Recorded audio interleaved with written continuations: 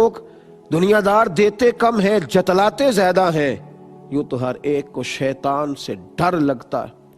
مجھ کو اس دور کے انسان سے ڈر لگتا ہے، اور جس کی ہر بات میں پوشیدہ ہو نشتر کی چبھن، ایسے ہر صاحب احسان سے ڈر لگتا ہے۔ خودداری سے رہیں، وقار سے رہیں، تھوڑے پہ گزارا کریں، اپنے کچے مکان سے پیار کریں، اپنے چھوٹے سے آپ کا جو ذریعہ آمدن ہے اس پہ اپنے آپ کو مینج کرنا سیکھیں۔ آپ خوددار رہیں گے، آپ باوقار رہیں گے۔ ہاں تعلقات بھی رکھنے ہیں تو اپنے جیسے لوگوں سے رکھیں۔ غریبوں کو بھی شوق ہو گیا ہے کہ بڑوں سے رشتہ ہونا چاہیے، بہت بڑے آدمی کے ساتھ تصویر آنی چاہیے، ہمارا بڑے کسی ریسٹورنٹ میں کسی بہت سیٹ کے ساتھ ہمیں روٹی کھانے چاہیے۔ اس شوق سے باہر نکلیں، اپنے جیسے لوگوں کے ساتھ تعلقات رکھیں، اپنے معاملات میں اپنے آپ کو مینج کریں، کبھی بھی ہاتھ نہ پھیلائیں۔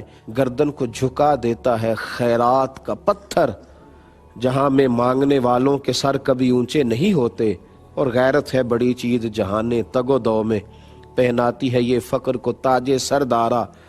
اپنے مکان، اپنے کچے مکان سے پیار کر کے تو دیکھ، یوں لگے گا کہ سب سے بڑا محل یہی ہے۔ تو اپنے غریب ماں باپ سے بہن بھائیوں کے بیچ بیٹھ کے تو دیکھ، تو اپنے آپ کو سب سے زیادہ خوبصورت وقت گزارنے والا پائے گا۔ تو اپنے ہی دوستوں کی محافل کو آراستہ کر کے دیکھ، تجھے یوں لگے گا کہ دنیا کی ساری خوشیاں سمٹ کر تیرے ہی دامن میں آ گئی ہیں۔ تو کیوں دیکھتا ہے کسی کے پکے مکان کی طرف؟ اپنی مٹی پہ چلنے کا سلیقہ سیکھو۔ کسی کے سنگ مرمر پہ چلو گے تو پھسل جاؤ گے۔ اپنے پہ گزارا کریں، جو آپ کے پاس ہے اسی پہ وقت گزاریں، اسی کے ساتھ اپنے آپ کو لگائیں۔ اپنی جو خوبصورت دنیا آباد کی ہے اس میں خوش رہنا سیکھیں۔ کبھی بھی کشکول طلب در حضرت حکیم بن حزام رضی اللہ تعالیٰ عنہ کہتے ہیں، میں حاضر ہوا نبی کریم کی بارگاہ میں، سرور دو عالم صلی اللہ علیہ وسلم کے حضور میں حاضر ہوا، تو میں نے عرض کی یا رسول اللہ کو نصیحت کر دیں۔ تو محبوب نے فرمایا، حکیم کبھی کسی سے سوال نہ کرنا۔ کتنا پسند ہے محبوب کو یہ فکرہ، کتنا پسند ہے۔ کبھی کسی دنیا دار سے سوال، ایک ہے اللہ والوں سے سوال، جو اللہ والوں سے سوال ہے وہ تو گویا اللہ ہی سے سوال ہے، وہ تو معاملہ الگ ہے، لیکن فرمایا دنیا داروں سے سوال نہ کرنا، سیٹھوں سے، مہاراجوں سے، دنیا داروں سے کبھی نہ مانگنا، ان سے سوال نہ کرنا۔ حضرت حکیم بن حزام کہتے ہیں، میں نے کہا یا رسول اللہ میرا وعدہ رہا، میں کبھی نہیں مانگوں گا۔ حضرت حکیم بن حزام فرماتے ہیں، میں کبھی گھوڑے پہ ہوتا تھا نا یا اونٹ پہ، تو میرے ہاتھ سے میرا کوڑا بھی گر جاتا تھا نا زمین پر، تو میں نے کبھی یہ بھی کسی سے سوال نہیں کیا تھا کہ مجھے پکڑا دو۔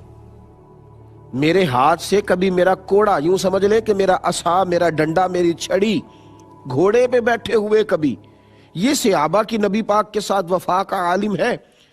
فرماتے ہیں کہ یہ عالم تھا ہمارا کہ کبھی میرے ہاتھ سے میری چھڑی گر گئی، میرا درہ گر گیا، میرا کوڑا گر گیا، وہ بھی کبھی کسی سے سوال نہیں کیا کہ مجھے پکڑا دو۔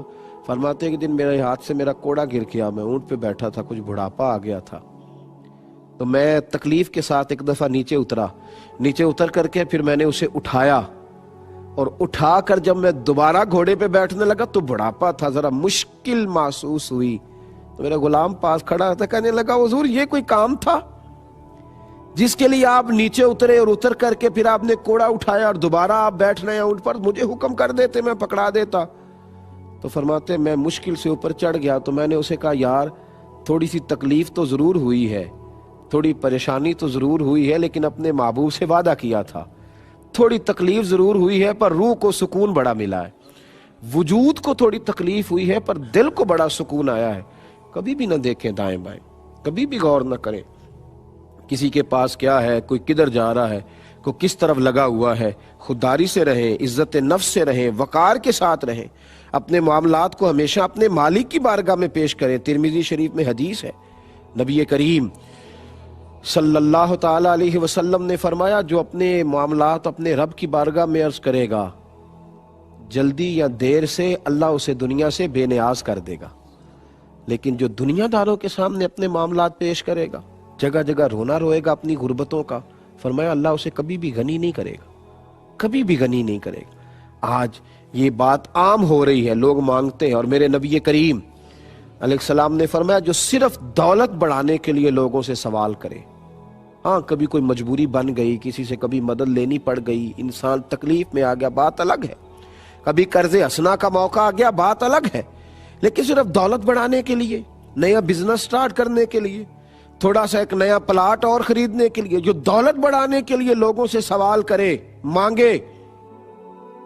نبی کریم علیہ السلام فرماتے ہیں جب قیامت کے دن وہ آئے گا تو اس کے چہرے پر گوشت نہیں ہوگا, صرف ہڈیاں ہوں گی, خراشوں والا چہرہ ہوگا, جو صرف پیسہ بڑھانے کے لیے ہاتھ پھیلاتا ہے, مجبوراً نہیں, صرف دولت کمانے کے لیے جمع کرتا ہے. اس سے بچیں, خودداری کے ساتھ رہیں, وقار کے ساتھ رہیں. اور بات امیروں کی خودداری کی تو ہو ہی رہی ہے, لیکن میں اصل بات کر رہا ہوں غریبوں کی خودداری کی. غریب باوقار بنے, وہ باوقار بنے تاکہ پھر کوئی کسی غریب کو خرید نہ سکے, پھر کوئی کسی انسان کا ریٹ نہ لگا سکے. حاتم طائی سے کسی نے پوچھا تھا, شیخ سعدی رحمت اللہ لکھا ہے کہ حاتم طائی بڑا سخی ہے, اس کی سخاوتیں دنیا میں معروف ہے. کسی نے اس سے پوچھا تھا کہ حاتم طائی تو بڑا سخی ہے, کبھی اپنے سے بھی سخی آدمی دیکھا ہے؟ اس نے کہا دیکھا تھا. کہا کب؟ کہنے لگا ایک دفعہ میں نے سارے شہر کی دعوت پکائی تھی, ہر امیر غریب چھوٹا بڑا میں نے سب کو بلایا, سب میری دعوت میں آئے, تو میرے دل میں ایک خیال آ گیا کہ معلومات کروں کہ سب آئے ہیں یا شہر میں کوئی رہ بھی گیا ہے. کہتے میں چہرے پہ نقاب اوڑھ کے شہر کی طرف نکلا تو میں نے جب سب لوگ میری دعوت پہ آئے ہوئے تھے, میں نے ایک بوڑھے کو جنگل میں لکڑیاں کاٹتے دیکھا. تو میں اس کے قریب گیا, میں نے جا کے بزرگوں آپ کو پتہ نہیں ہے کہ آج تو حاتم طائی نے سارے شہر کی دعوت پکائی ہے؟ تو کہنے لگے بیٹے پتہ ہے. تو میں نے کہا آپ گئے کیوں نہیں؟ تو کہتے ہیں عجیب لفظ کہے اس بوڑھے نے. کہنے لگا بیٹا مجھے اپنے ہاتھوں کی کمائی کھانے کا چسکا لگ گیا ہے, مجھے یہ ذائقہ لگ گیا ہے خود کما کے کھانے کا, یہ مجھے یہ ذائقہ لگ گیا ہے.